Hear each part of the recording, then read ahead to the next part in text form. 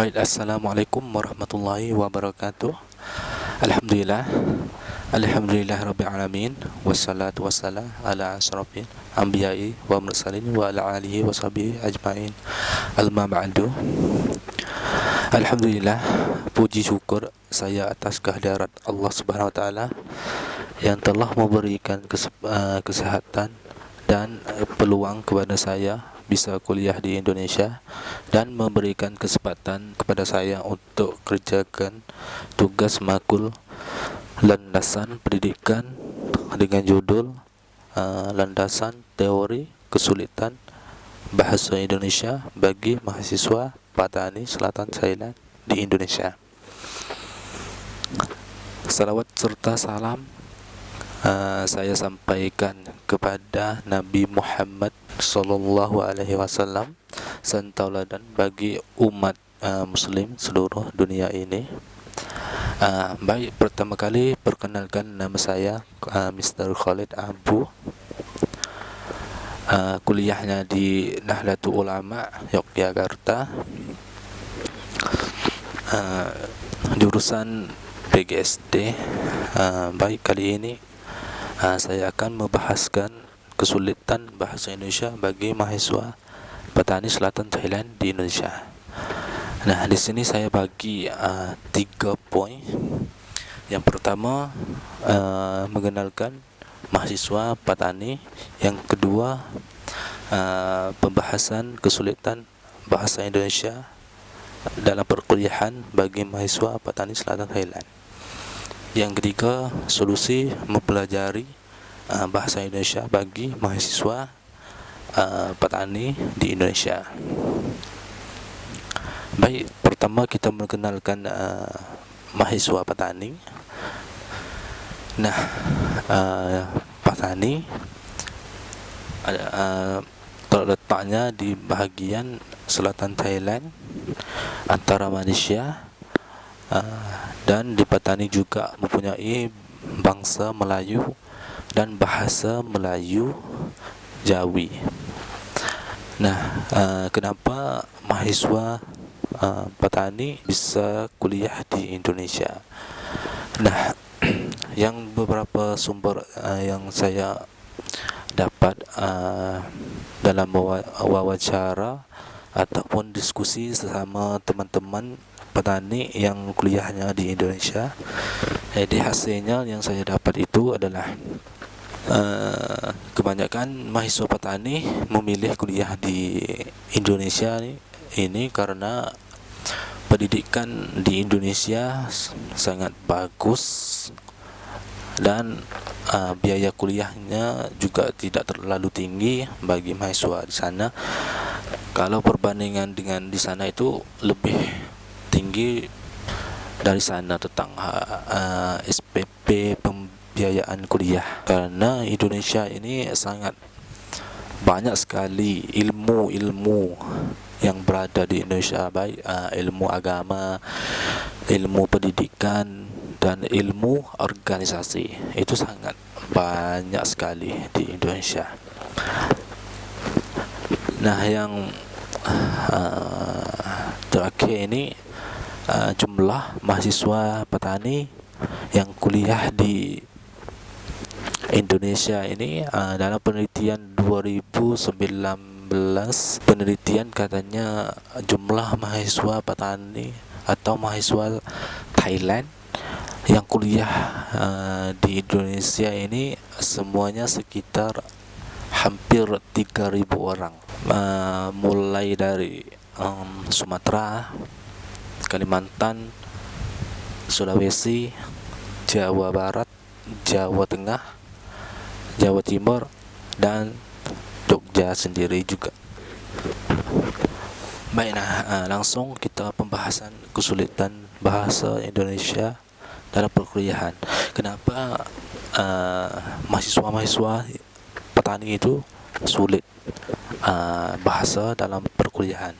Nah, yang saya dapat sumber atau diskusi atau wawancara sesama teman-teman yang kuliah di Indonesia, baik di tempat Semarang, maupun Jogja sendiri, itu ternyatanya kesulitan bahasa kebanyakan bagi mahasiswa yang baru atau mahasiswa tahun pertama yang datang ke Indonesia, karena mereka ini belum ada landasan teori bahasa Indonesia atau belum belajar dari rumah tentang bahasa-bahasa Indonesia. Terkadang pihak kampus sendiri juga tidak ada khusus bahasa. Kalau kampus yang besar-besar seperti UI, UIN itu kebanyakan ada khusus bahasa bagi mahasiswa tahun pertama. Nah, kebanyakan mahasiswa baru ini juga sangat malu atau tidak berani untuk pergaulan dengan teman-teman Indonesia. Itu salah satu membuat mereka ini sulit dalam perkuliahan, berbicara sama teman, atau kehidupan sehari-hari. Contoh seperti mau makan tapi tidak tahu nama ikan ini nama apa, hanya pakai bahasa tangan. Mas mau ini, mau itu, tidak bisa sebut ini ikan apa, ikan nila atau ikan apa. Itu salah satu kesulitan bagi mahasiswa. Nah, kebiasaan mahasiswa petani tahun pertama itu mempelajari melalui program-program belajar bahasa dalam organisasi masing-masing.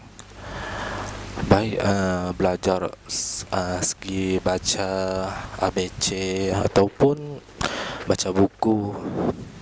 Tapi kebanyakan mahasiswa ini sudah bisa baca, sudah bisa tulis, tapi mereka ini tidak bisa faham kosakata.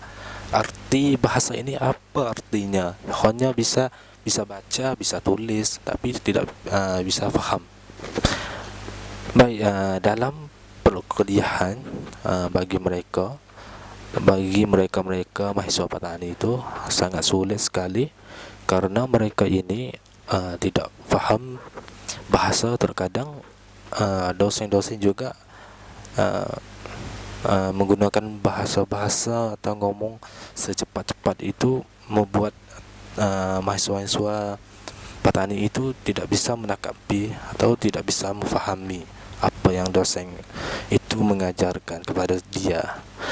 Nah, ini salah satu kesulitan bahasa Indonesia dalam perkuliahan bagi mahasiswa petani. Nah, baik, yang terakhir ini saya akan ada sedikit tentang pendapat saya itu terkait dengan solusi mempelajari bahasa Indonesia bagi calon mahasiswa atau sudah mahasiswa. Nah, bagi mahasiswa yang ingin mau kuliah di Indonesia, belajarlah bahasa Indonesia semaksimal mungkin sebelum kalian datang ke Indonesia, supaya mereka itu apabila langsung kuliah itu, mereka itu tidak akan bingung-bingung dalam perkuliahan. Yang kedua, bagi mahasiswa yang sudah kuliah di Indonesia, mendekatilah sama teman-teman Indonesia supaya melancarkan bahasa mendengar ataupun berbicara sama teman-teman, supaya itu lebih mendekati. Yang ketiga, bagi kampus juga jika bisa bikinkan program-program khusus bahasa Indonesia bagi mahasiswa petani atau mahasiswa Thailand, supaya mereka ini tidak bingung dalam perkuliahan. Kadang-kadang dosen ini ajar apa ya, kadang-kadang tidak paham. Nah, itu adalah solusi bagi saya. Baik, sekalian sudah cukup. Jika ada kekurangan atau kesalahan atau tidak tugas saya kali ini atau video kali ini tidak menyesuaikan dengan apa yang dosen inginkan, saya mohon maaf. Nah, mohon maaf sebesar-besarnya. Nah, semoga video kali ini bisa menjadi manfaat bagi teman-teman Indonesia, uh, dalam arti lebih mengenal teman-teman petani, ataupun teman-teman petani sendiri juga bisa dapat manfaat apa yang saya sudah menyampaikan kali ini. Nah, semoga semua hal yang saya sudah menyampaikan menjadikan manfaat bagi kalian semua yang menonton video kali ini. Nah, sekalian dari saya, wabillahi taufiq wa hidayah. Assalamualaikum warahmatullahi wabarakatuh.